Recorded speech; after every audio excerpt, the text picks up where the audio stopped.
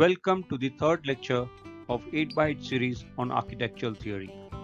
This series brings set of 8 lectures of 8 minutes each on important aspects of theorizing architecture.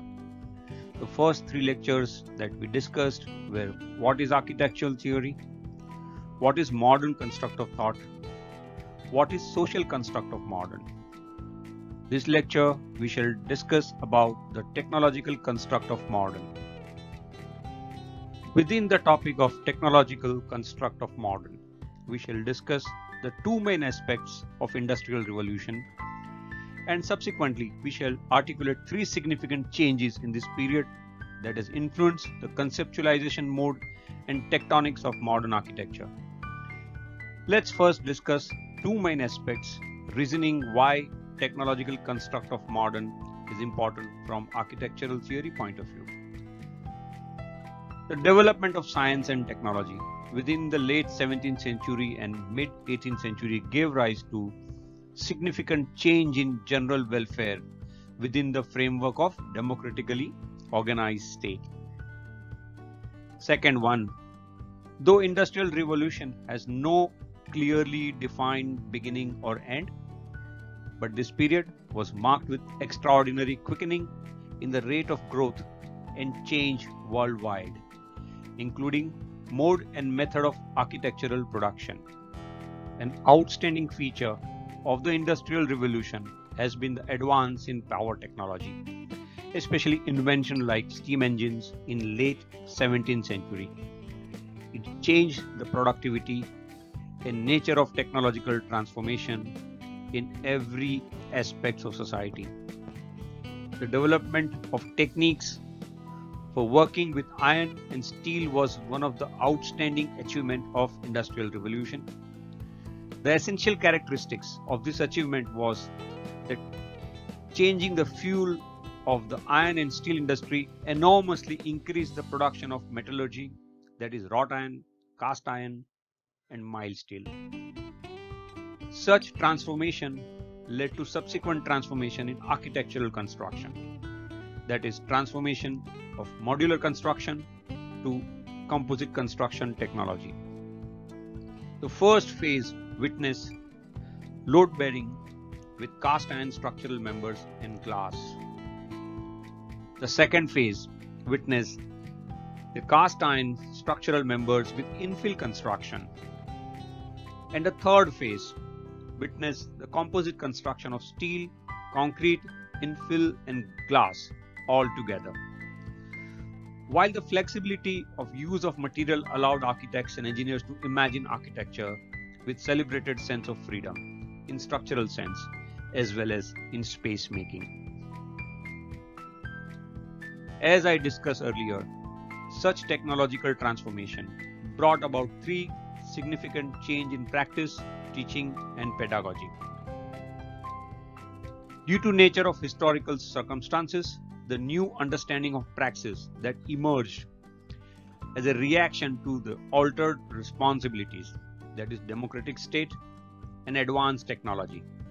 The political edifices of representation and revolutionary or victory monuments were replaced with architecture for the state institutions, architecture for trade and public life.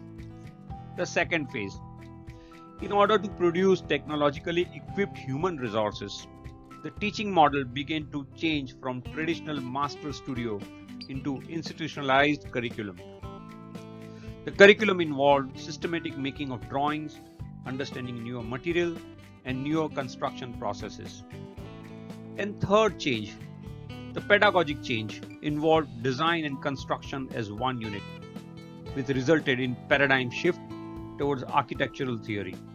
The doctrine of utility from Vitruvius' tenets became metaphor of modern architecture. The deductive processes replaced the inductive processes. By bridging praxis and theory, architecture was now truly liberated and became open-ended discourse in thinking and act. The variation that modernity exerted on architecture varied from diverse combination of discipline, that is art, engineering, product design and industrial design. The modern became the discipline that constituted to be part of whole as a means to create objects for culture of time with embedded social utility.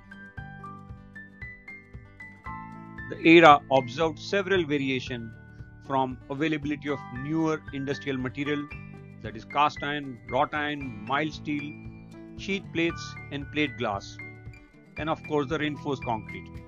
Such material instilled the transformation from axiality of architecture to spiraling asymmetry, the rigidity of structural member into floating planes. The column parted with walls, and the corner is released from its rigid anchor. The resultant architecture became an intellectual agent for revelation of light, space, and volume held by magnanimity of technology. The formation of architectural pedagogy was diversified as a discipline discourse. It began to investigate formal qualities as industrial form through production. Architectural program began to rationalize for technological adaptation and tangibility. The metaphor that emerged in such time attempted to reinforce the rationalization of technology. The technology and modernity became synonym for craft without class, barrier-free discourse among thinking, making, and embracing new ideal of time. The architecture was no longer imprisoned by fixed geometry or rigidity of making, rather opened up into the realm of adaptability and transformation. The subsequent changes in technology became opponent of architecture.